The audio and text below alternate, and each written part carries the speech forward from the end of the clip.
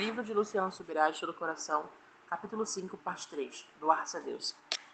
Página 118. Dentre tantas coisas que o mestre falou aos seus discípulos, ele expôs uma verdade que precisava ser relacionada com a responsabilidade de acelerar ou retardar o processo da necessária consagração da vida do discípulo. Em Marcos 9:1, o que é uma extensão inseparável do texto que vem antes, ele falou que alguns não morreriam antes de ver a sua vinda, a chegada do reino de Deus com poder. Alguns pontos são observados. Primeiro, aqui Jesus falou a seus apóstolos sobre a morte física, literal, e não apenas simbólica. 2.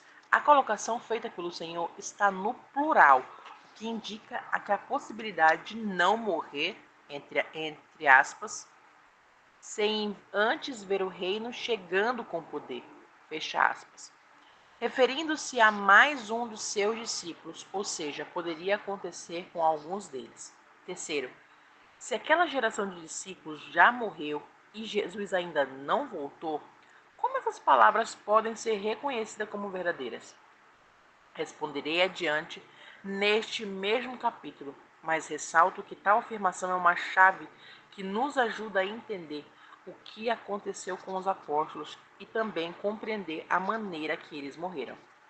A tradição oral e os escritos posteriores aos primeiros dias de fé cristã sugerem que todos os apóstolos foram martirizados, menos João.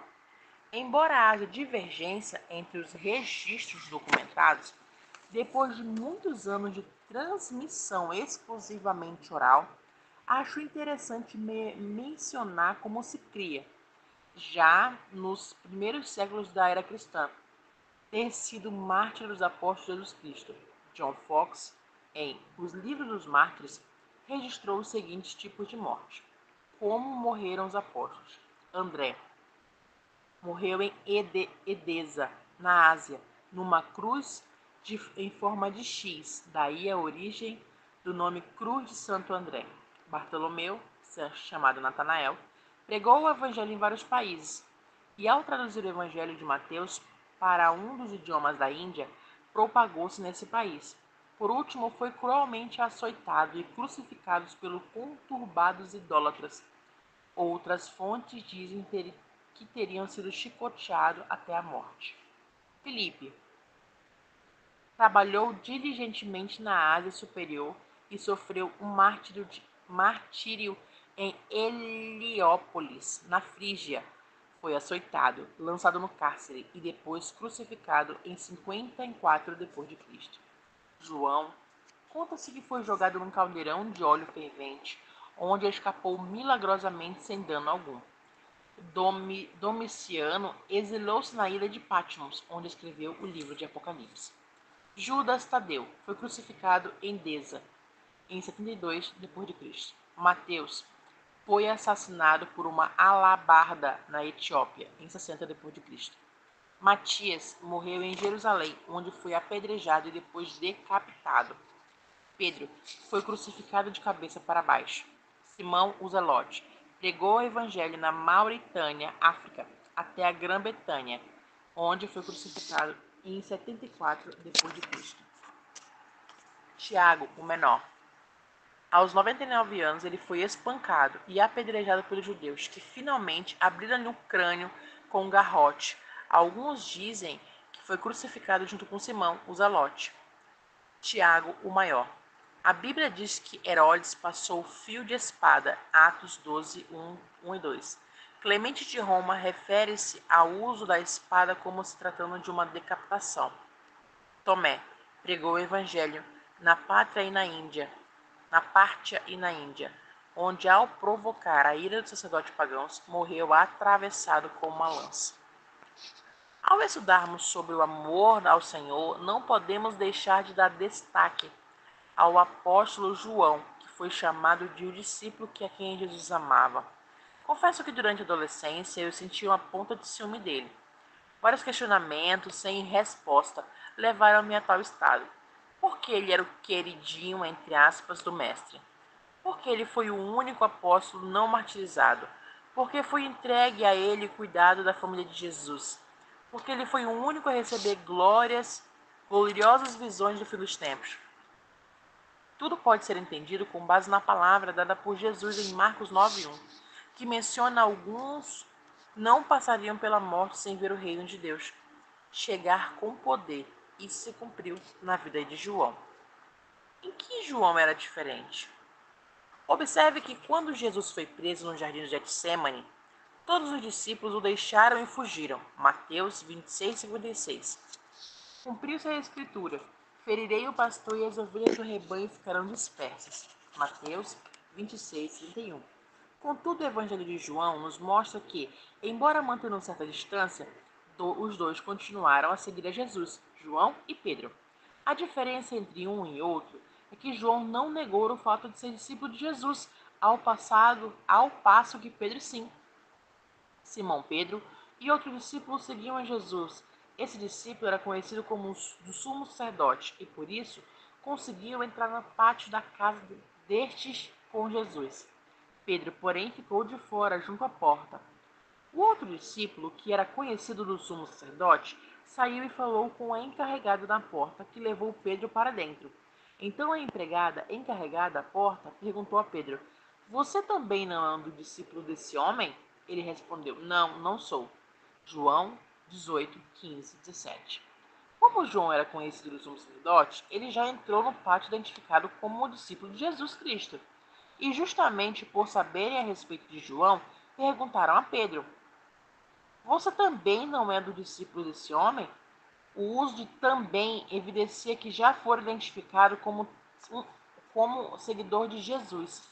A saber, João, Pedro, porém, negou ser discípulo de Jesus. Por quê?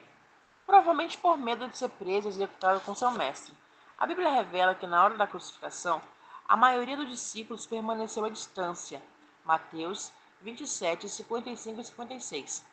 Movidos pelo mesmo que serem julgados e até mesmo morrerem juntamente com Jesus, o único dos 12 apóstolos claramente mencionado perto da cruz é João.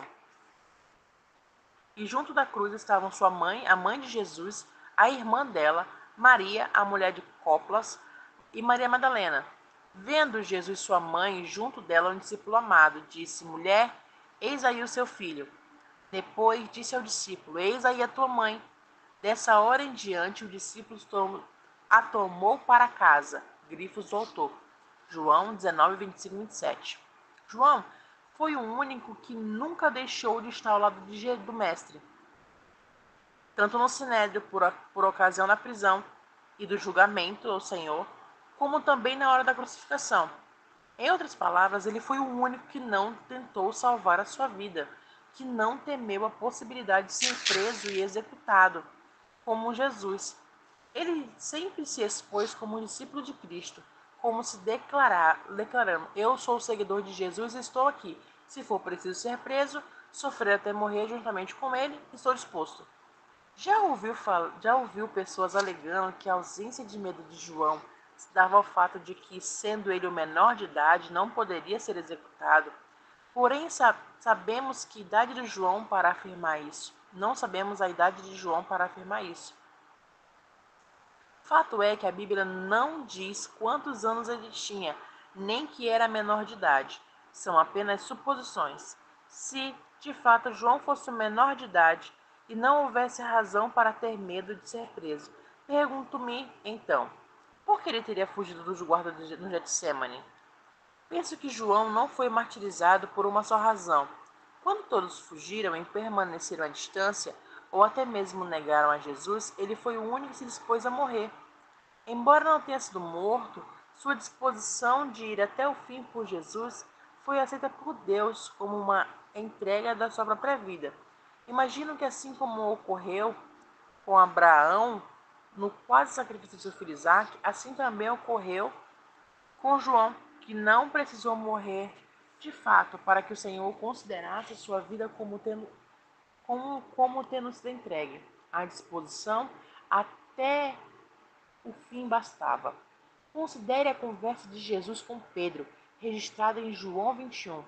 ela aconteceu depois da ressurreição e, portanto, tanto Pedro já negara a Cristo quanto João aceitara a possibilidade de morrer por ele. Mesmo essa não tendo consumada.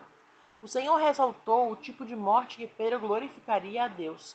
E o apóstolo sabia que estava ganhando uma segunda chance de morrer pelo Senhor, tendo em vista que o desperdiçara a primeira. No mesmo diálogo, Pedro perguntou a Jesus sobre a morte de João. Então, Pedro, voltando-se, viu o discípulo a quem Jesus amava tinha seguido. Era o mesmo que na ceia havia reclinado sobre o peito de Jesus para perguntar: Senhor, quem é o traidor?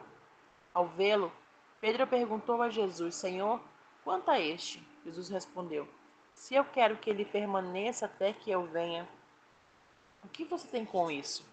Quanto a você, siga-me. Então se espalhou entre os irmãos a notícia de que aquele discípulo não morreria. Ora, Jesus não tinha dito o discípulo não morreria.